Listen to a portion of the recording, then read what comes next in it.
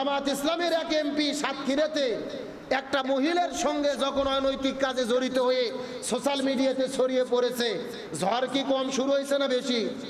Social media, television, ফেসবুকের মধ্যে ঢোকা বড় মুশকিল। জামাত ইসলামকে ধন্যবাদ এবং সেলুট দেয় এই কারণে যে সেই গাজী নজরুল ইসলাম এমপিকে বহিষ্কার করেছে, এমনকি তার এমপিত্ব পর্যন্ত বাতিল করে দেওয়া হচ্ছে। আলহামদুলিল্লাহ বলেন।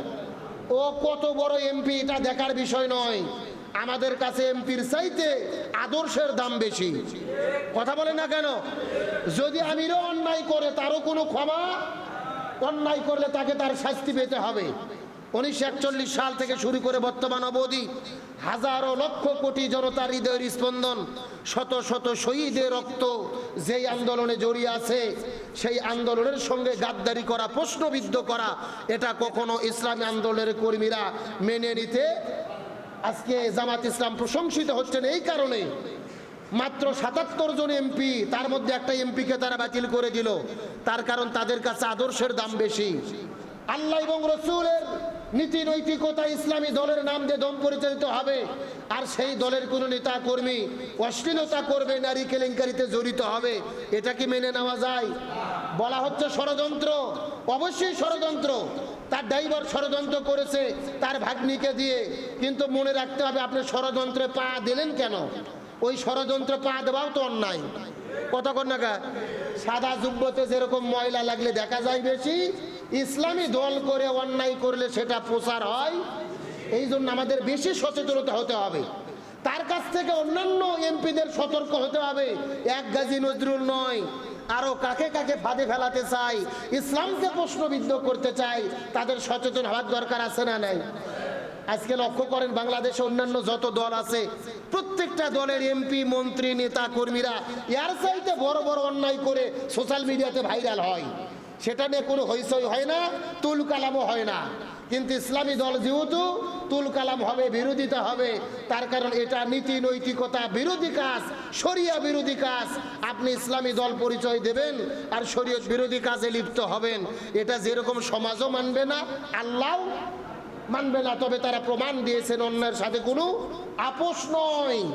আল্লাহ তাআলা শহীদের রক্তের স্মৃতি যাদের সঙ্গে জড়িত রয়েছে, এই জাহিলিয়াতের চ্যালেঞ্জ মোকাবেলা করে আল্লাহ তাআলা সকলকে চরিত্র হেফাজত করার আল্লাহ তৌফিক দান করুক, আমিন বলেন।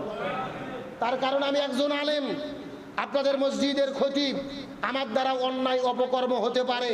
আমরা তো মানুষ, শয়তান বসে থাকে না, শয়তান ষড়যন্ত্র করে।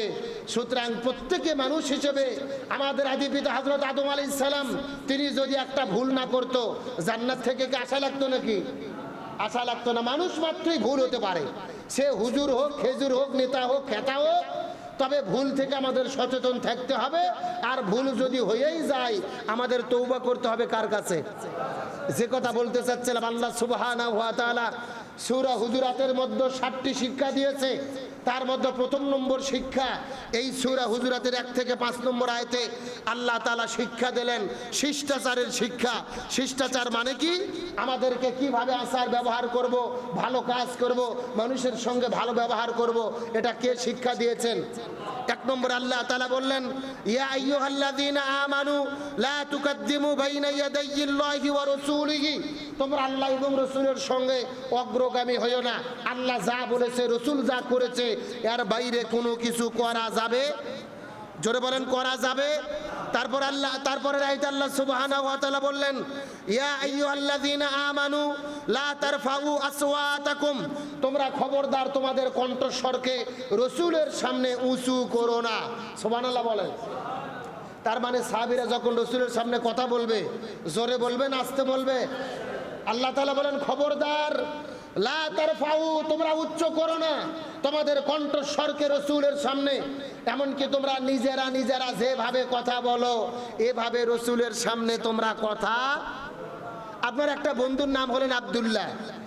এখন আব্দুল্লাহর বাড়িতে যাওয়ার পর আপনি ডাকতেছেন, এ আব্দুল্লাহ, ঘরের দরজা খোল, বাড়ির থেকে বের হ। এখন আপনার বন্ধুকে আব্দুল্লাহ বলে বলে ডাকেন, রাসূলকে যেও যদি ঘরের দরজায় সেভাবে ডাকেন, এটা কি আদবি হবে না বেয়াদবি হবে? এই জন্য আল্লাহ বলে, লা তারফাউ, খবরদার উচ্চ করো না তোমাদের কণ্ঠকে রাসূলের সামনে। এটা রাসূলের সামনে, রাসূলের সাথে খাস। তার মানে রসুলের সামনে উচ্চ কণ্ঠে কথা বলা হারাম, কবিরা গুনাহ। কে নিষেধ করলেন? তাহলে 1 নম্বর আল্লাহ রসুলের সামনে অগ্রগামী হওয়া যাবে না। 2 নম্বর রসুলের সামনে জোরে জোরে কথা বলা। এই আয়াতটি আল্লাহ তাআলা কেন নাজিল করলেন? শুরুতেই বলেছিলাম রসুল গরমের দিনে ঘরের ভেতরে হুজুরা খানার মধ্যে কি করতেছিলেন? বিশ্রাম করতেছিলেন। মনে আছে না নাই? ভুলে গেছেন নাকি? আমার প্রিয় বন্ধুগণ, মুসলমান ভাইরা গভীর মনোযোগ লক্ষ্য করুন। রাসূল আরবি সাল্লাল্লাহু আলাইহি ওয়াসাল্লাম গরমের দিনে দুপুরের পরে ঘরের মধ্যে যখন রাসূল বিশ্রাম করতেছিলেন, কিছু বেদুইন আরবের সাহাবীরা ঘরের দরজায় যাওয়ার পরে ডাকা শুরু করলেন, এ আব্দুল্লাহ ইবনে মুহাম্মদ, আব্দুল্লাহর ছেলে মুহাম্মদ ঘরের দরজা খোলো। চিৎকার করে যখন চেঁচাচেঁচি করা শুরু করে দিলেন, আল্লাহ রাব্বুল আলামিন সঙ্গে সঙ্গে কোরআনুল কারীমের সূরা হুজরাতের 2 নম্বর আয়াতে কারিমা নাজিল করে আল্লাহ তাআলা ডাকতে বললেন, ইয়া আইয়ুহাল্লাযীনা আমানু লা তারফাউ আসওয়াতাকুম ফাওকা সাউতিন নবী। তোমরা খবরদার খবরদার তোমাদের কণ্ঠকে উচ্চ কণ্ঠ করে নবীর সামনে চিৎকার করে চেঁচামেচি করো না। তোমরা নিজেরা যেই রকম ভাবে কথাবার্তা বলো, এই রকম ভাবে নবীর সামনে কথা বলা যাবে। শুধুমাত্র কথা বলা যাবে না, এখানেই আল্লাহ শেষ করে নাই। আল্লাহ বললেন যদি তোমরা সেটা করো, আনতাহাবাত আমালাকুম, তোমাদের আমলগুলো ধ্বংস হয়ে যাবে। আনতাহাবাত আমালুকুম, তোমাদের আমলগুলোকে ধ্বংস করে দেওয়া হবে। ওয়ান্তুম লা তাশউরুন, তোমরা নিজেরাও সেটা কখনোই বুঝতে পারবে না।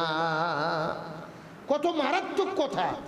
রসুলের সামনে যদি কেউ উচ্চ কণ্ঠে কথা বলে, তার আমলগুলোকে কি করবে? আল্লাহ তাআলা ধ্বংস করে দেবেন, বরবাদ করে দেবেন।